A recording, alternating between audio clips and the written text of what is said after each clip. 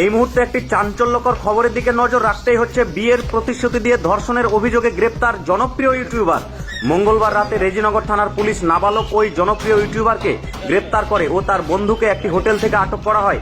জানা গেছে, রেজিনগর থানার অন্তর্গত এক মেয়ের সঙ্গে বিয়ে করার প্রতিশ্রুতি দিয়ে শারীরিক সম্পর্ক গড়ে তোলে ওই ইউটিউবার, কিন্তু পরে কথা রাখেনি। এরপর ওই মেয়েটির পরিবার রেজিনগর থানায় লিখিত অভিযোগ দায়ের করেন।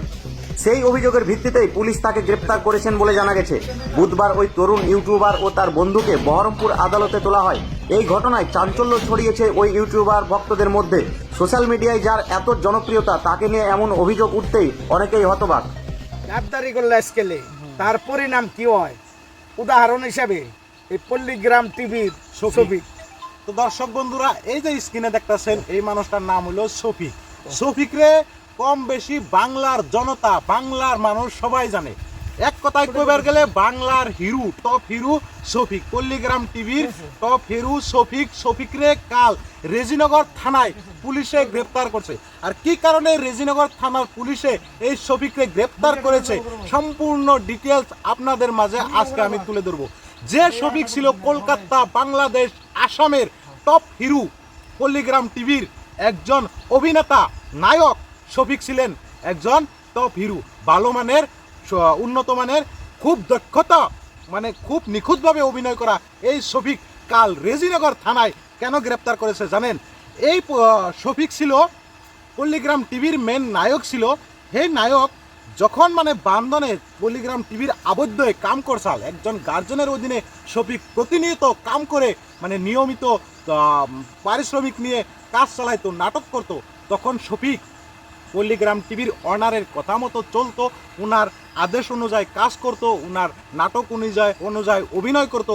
তখন তিনি শফিক ছিলেন তার মানে কথায় উঠবস করা একজন মানুষ। যখন ভাই এই শফিক গাদ্দারি করে পল্লীগ্রাম টিভি থেকে ছেড়ে আসার বেশি দিন হয়নি, মাত্র 2 মাস 3 মাস বয়স হয়েছে।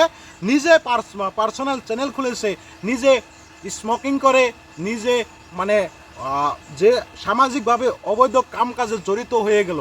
মানে কি, শফিক একটা নাবালিকা মেয়ের সাথে জড়িত হয়ে গেল, নাবালিকা মেয়ের সাথে অবৈধ সম্পর্ক করতে লাগলো।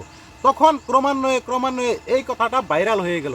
ভাইরাল হওয়ার লগালগ মানে ওই নাবালিকা মেয়েটির গার্জেনে রেজিনগর থানায় এফআইআর একটা দাখিল করলো, জিডি একটা দাখিল করলো। জিডি দাখিল করার সঙ্গে সঙ্গে কালকে শফিকরে মানে রেজিনগর থানার পুলিশে আটক করে। তো ভাই, আপনি যে পজিশনে আছেন, যে গার্জেনের নিয়ম অনুসারে কাজ করতেছেন, মানে সেইখানেই সীমাবদ্ধ থাকা এই শফিকের উচিত ছিল।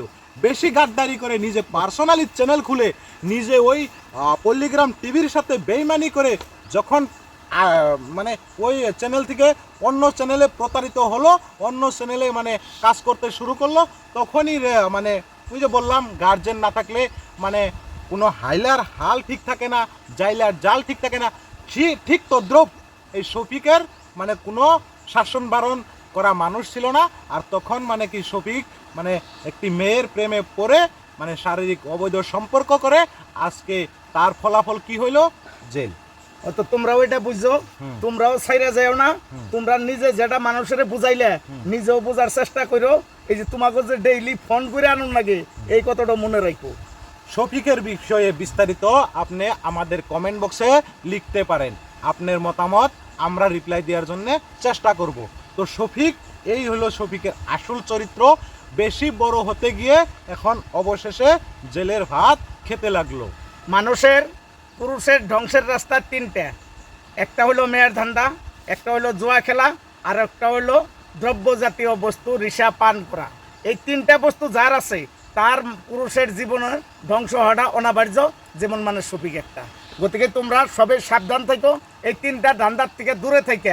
রিক্সা চালিয়ে ভাত খেয়েও তাও শান্তি আছে, বিল্ডিং বাদ দিয়ে গাছের তলে হইও তাও শান্তি পাইবে, কিন্তু এই 3টা ধান্দায় কেউ যায় না।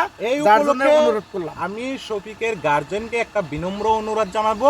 শফিকের গার্জেন যদি এই ভিডিওটা দেখতেছে, তাহলে শফিকরে এখনো সময় আছে, উনাকে পল্লীগ্রাম টিভির অনারের কাছে সঁপে দাও।